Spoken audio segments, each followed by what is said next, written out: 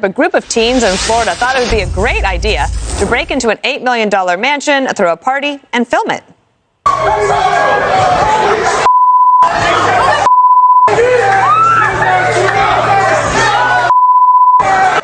Police say they're baffled by the stupidity involved because the teens actually posted videos of their criminal acts onto social media, like stealing jewelry. Harold, what is going on down there?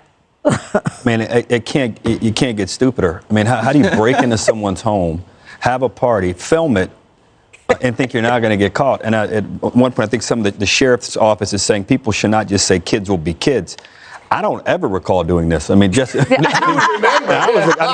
this makes your exploits look tame. Yeah, no, I never broke into a house per se. But, I mean, I've been at homes maybe where I shouldn't be, but you can't steal jewelry because then they know you're there. You got to get out clean. What about a live boxing match in the middle? What about the fact that some of their parents were so upset they turned their kids in? Others See, you know what? I disagree.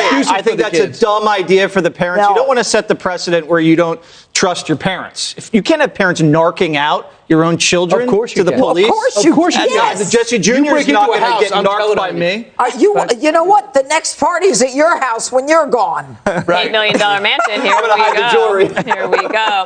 All right, up next, I think we can all relate to this. I know I can. Sorry, Peter. 63% of people admit they get nervous when their partner drives. It's not just, I'm a nervous passenger for the most part anyway, so it's not Peter. But Judge, if this happened to you, what would you do to your passenger? I tell them to get out if they don't like the way I drive. They already know how I drive. That's enough. Harold?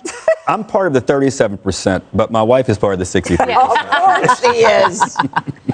I just don't like. I don't like when Emma. You know, there's like real big swerves, and you're like, whoa, and then sometimes when you go off the road, the car starts beeping. Yeah. No. Oh yes, they all beep down. Peter's an excellent driver. He's not been in a car accident or had a speeding ticket in forever. So I don't know why I'm nervous. I'm also nervous about other people. Yeah. Not sit there and worry about other people. Oh, I have a death grip on the side. Well, I'll put it this way. Every time I get in the car, my wife is convinced I don't have a license. I mean, I'm like, we've been through this before. I don't like to cite my record, but it's nearly perfect. But I like this. Again, factor in the pandemic. 3 in 5 agree that the pandemic has made people drive more safely, which may be why a similar percentage say it's more important to drive safely now than more than ever. So people came out of the pandemic all meek and unwilling to take risks and more concerned about their own safety. We should be letting caution to the wind, knowing tomorrow. We should be cliff diving.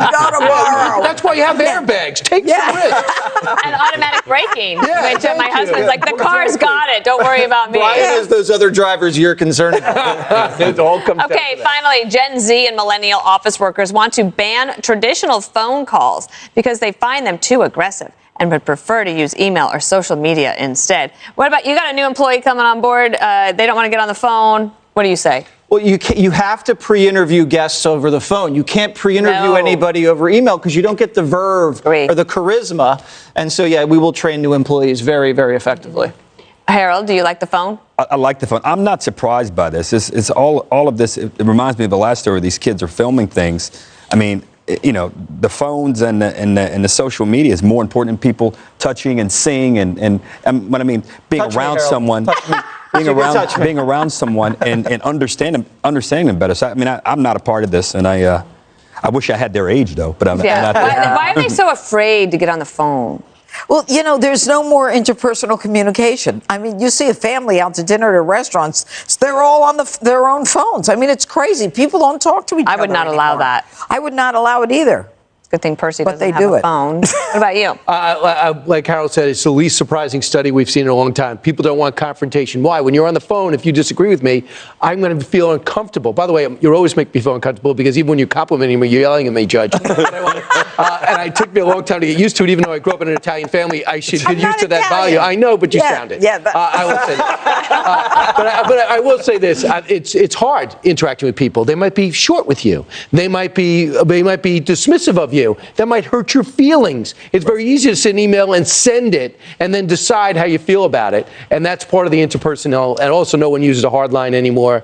Everyone's using cell phones. So I think we're heading into a difficult time. On that note, Run to your wife. Dark times ahead. one more thing is up next.